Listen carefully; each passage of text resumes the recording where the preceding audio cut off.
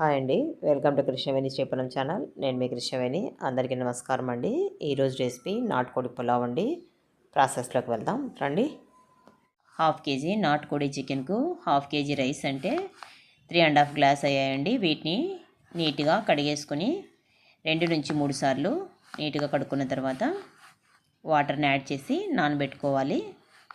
Medium size 2 ఉల్లిపాయలను ఇలా పొడవుగా కట్ చేసుకున్నాక 2 బిర్యానీ ఆకు, 2 దాల్చిన చెక్క, 3 లవంగాలు, కచ్చాపచ్చాగా దంచిన 5 యాలకులు, 1 మరాఠీ మొగ్గ, కొద్దిగా జాపత్రి, కొద్దిగా దగడ్ పూలు, హాఫ్ టేబుల్ స్పూన్ జీరా తీసుకోవాలి.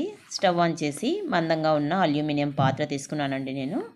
ఇందులో 1 గరిటె ఘీ, 1 గరిటె ఆయిల్ వేసి బాగా హీట్ అయిన తర్వాత బిర్యానీ దినుసులు వేసి 2 నిమిషాలు ఫుల్ ఫ్లేమ్లో ఫ్రై చేసుకున్నాక ఉల్లిపాయ ముక్కలు, కట్ చేసి పెట్టుకున్న 2 పచ్చిమిర్చి, కొద్దిగా క్యాష్ నట్స్ని వేసి లైట్ గోల్డెన్ బ్రౌన్ కలర్ వచ్చే వరకు ఫ్రై చేసుకోవాలి. కలర్ ఇలా వస్తే సరిపోతుందండి.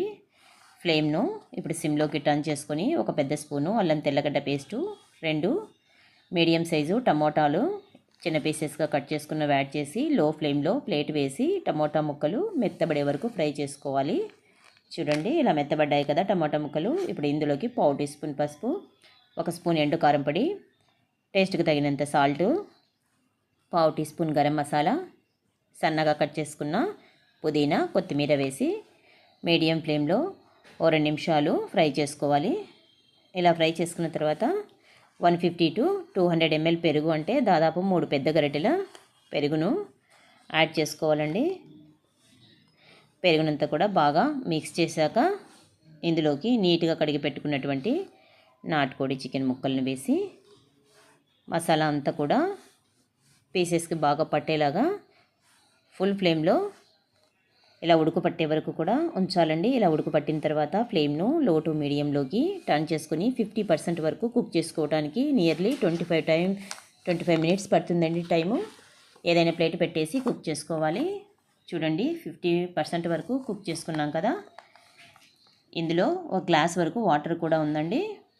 ఇలా కుక్ చేసుకున్న తర్వాత నానబెట్టుకున్నటువంటి రైస్ని వేసి ఫుల్ ఫ్లేమ్లో 2 నిమిషాల నుంచి మనం 3.5 గ్లాసుల రైస్ తీసుకున్నాం కదండి. దాదాపుగా 7 గ్లాసుల వాటర్ని యాడ్ చేయాలి మామూలుగా, కానీ నేను 5 గ్లాస్ వాటర్ని యాడ్ చేస్తున్నాను. ఎందుకంటే చికెన్లో ఆల్రెడీ 1 గ్లాస్ వరకు వాటర్ ఉంది కాబట్టి ఫుల్ ఫ్లేమ్లో ఉంచాలండి ఉడుకుబట్టే వరకు. ఇలా ఉడుకుబట్టిన తర్వాత ఒకసారి సాల్ట్ని కూడా చెక్ చేసుకుంటే తక్కువ ఉంటే వేసుకోవచ్చు. ఇలా ఉడుకుపట్టింది కదండి. ఫ్లేమ్ను ఫుల్గానే ఉంచాలి. దాదాపుగా 90% వరకు వాటర్ ఇంకిపోయే వరకు ఉంచిన తర్వాత ఫ్లేమ్ను సిమ్లోకి టర్న్ చేసుకోవాలి. చూడండి వాటర్ అనేది దాదాపుగా ఇంకిపోయింది.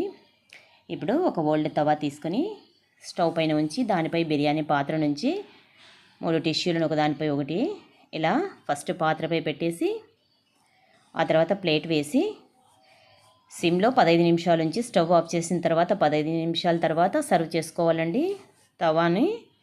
తవాపై పెట్టి బిర్యానీ పాత్రను తర్వాత పెట్టి అట్లా చేసుకోవటం వలన బిర్యానీ కింద అడగంటకుండా ఉంటుందండి. లాస్ట్లో క్లిప్పింగ్ కూడా చూడండి బిర్యానీ రెడీ అయింది కదా.